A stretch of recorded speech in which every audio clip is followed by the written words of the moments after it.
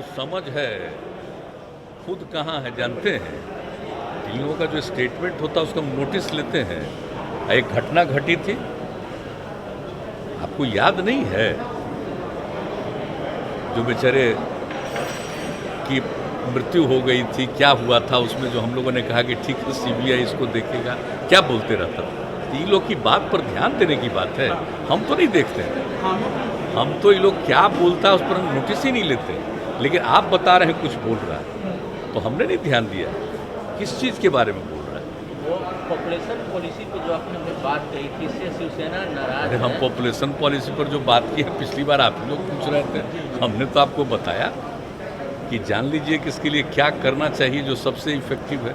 कौन राज्य क्या करेगा उस पर हमको कुछ नहीं करना, तो बोल दिए थे ना कि कौन क्या करना चाहते करें। लेकिन मेरी समझ से जो सबसे बड़ी चीज़ है वो हम पिछली बार बता दिए थे कि जब तक आप महिलाओं को पढ़ाइएगा तो उससे बहुत ज़्यादा होगा। और हमने पूरी कहानी आपको बता दी, जो पूरे देश का सर्वे हुआ था, बिहार का सर्वे हुआ था। पति पत्नी में पत्नी मैट्रिक पास है तो जो प्रजनन दर 2 है, और अगर पति पत्नी में वो +2 तक की पढ़ाई की हुई है 12वीं कक्षा तक, तो पूरे देश में प्रजनन दर 1.7, और यहाँ तक कि बिहार में ऐसा होने पर और बेहतर 1.6। इसी को लेकर के यूरेका की भावना आई और तत्काल हमने हर पंचायत में +2 तक का स्कूल बनाने का निर्णय ले लिया।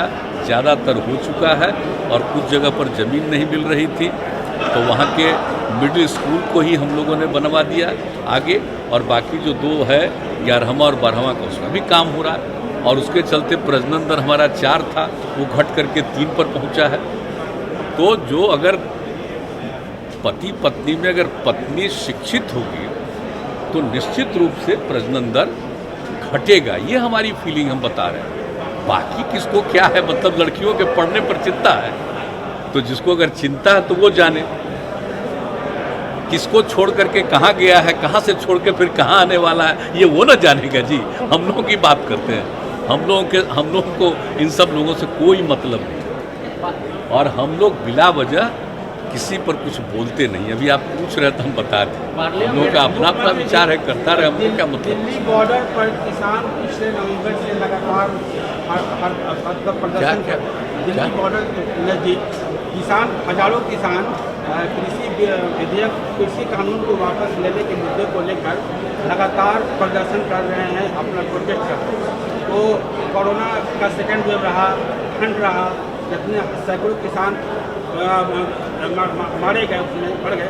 तो मुझे ये कहना है कि इतना सेंसिटिव इशू को आप एक नेशनल इशू एक तरह से है, तो आपका क्या विचार है कि ये डेडलॉक कम से कम ख़त्म होना चाहिए, ताकि ये किसान का भी बात है, एक मानवीय संवेदना भी है, जो किसान की बात है, बीच कुछ रास्ता निकलना चाहिए।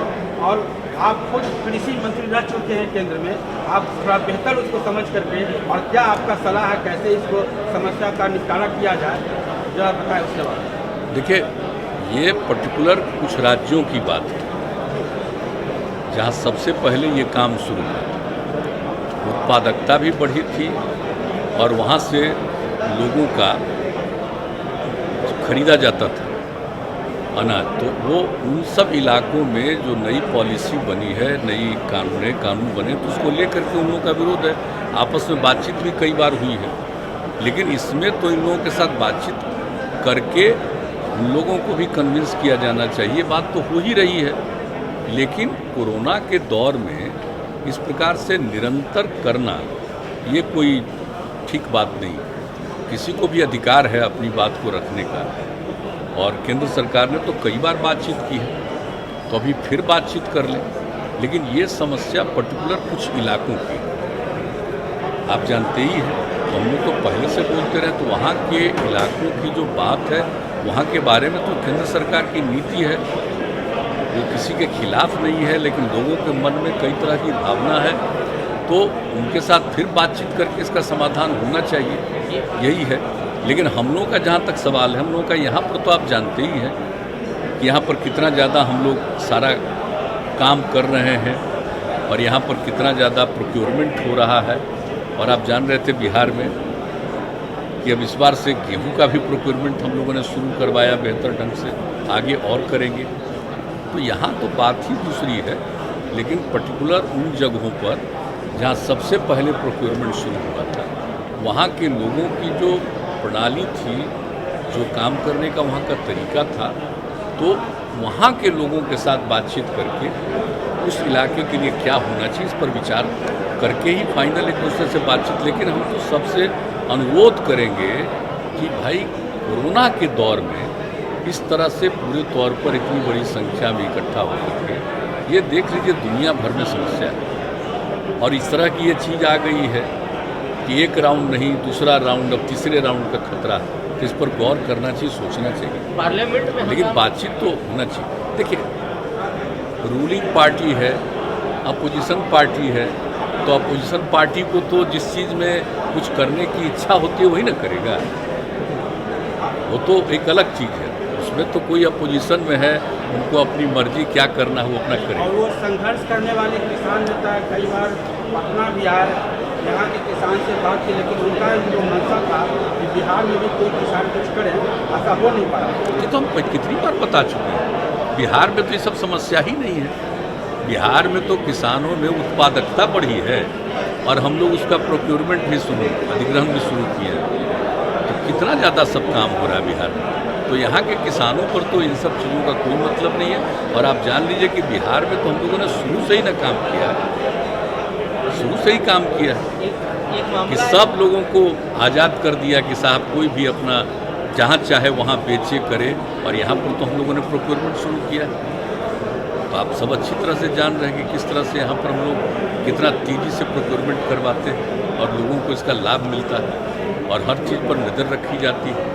फोन टैपिंग से मामला जुड़ा है। इजराइल की एक कंपनी ने फोन टैपिंग किया, जिसमें कई मंत्री, जज, पत्रकार शामिल है। पार्लियामेंट में काफ़ी आज हंगामा हो रहा है इसको लेकर। वो सब तो समझ लीजिए, और हम तो शुरू से कह रहे हैं आपको, ये जो आ गया है ना नई टेक्नोलॉजी, ये तो आफत करेगी, और इस पर गौर करना चाहिए। ये जो कोरोना आया है, ये कोरोना का इस रूप से क्यों हो रहा है, एक के बाद दूसरा, दूसरा के बाद तीसरा की संभावना। तो ये सब जो चीज़ें हैं ना, ये निश्चित रूप से आप देख लीजिए कि जब ऐसा टेक्नोलॉजी आ गया है, तो चलिए उसका लाभ भी लोगों को मिलता है, लेकिन इस टेक्नोलॉजी का दुरुपयोग भी लोग करते हैं। ये तो दोनों तरह की बात होती है। तो जानते ही हैं कि किसी चीज़ का उपयोग करना, किसी चीज़ का दुरुपयोग करना, सोशल मीडिया का कितना इम्पैक्ट बढ़ गया है।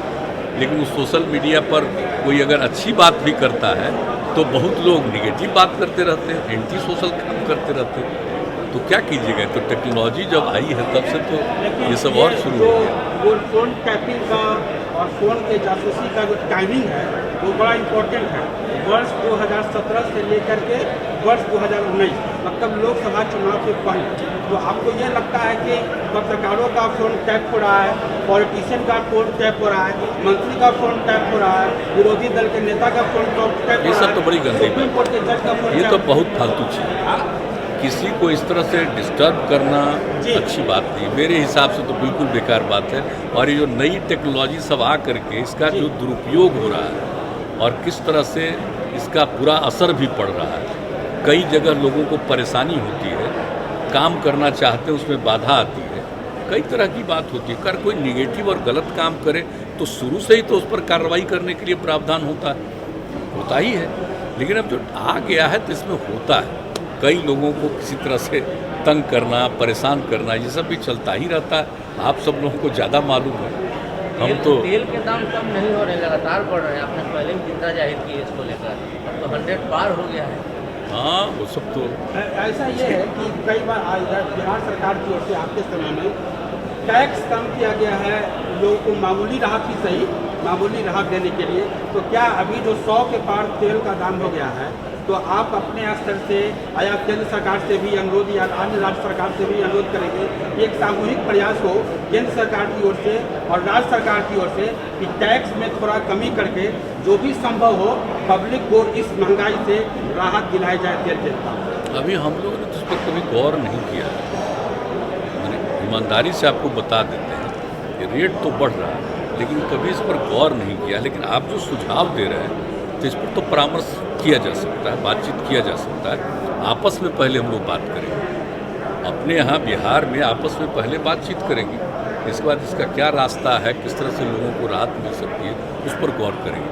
अभी तक नहीं देखे, ये अखबार में छपता है, रोज़ देखते हैं कि इसकी कीमत बढ़ रही है, ये तो देखते हैं, लेकिन ये हम आपको ईमानदारी से बोल रहे हैं कि इस पर कभी क्या करना चाहिए, इस पर अभी हम लोग नहीं सोचे, लेकिन आप पूछ रहे हैं तो हम लोग आपस में थोड़ा बातचीत करेंगे, देखेंगे क्या किया जा सकता है। और एक सवाल ये कि नेशनल रजिस्टर ऑफ सिटीजन ये एक मुद्दा है, लेकिन उसका अभी रिपरकशन ये है कि जो लगभग 19 लाख लोग इस NRC से बाहर हो गए आसाम में, उनके साथ समस्या है कि उनका बायोमेट्रिक्स फ्रीज कर दिया गया है, उनका जो है सो आधार कार्ड नहीं मिल रहा है, तो उनको बैंक में उनके अकाउंट फ्रीज है।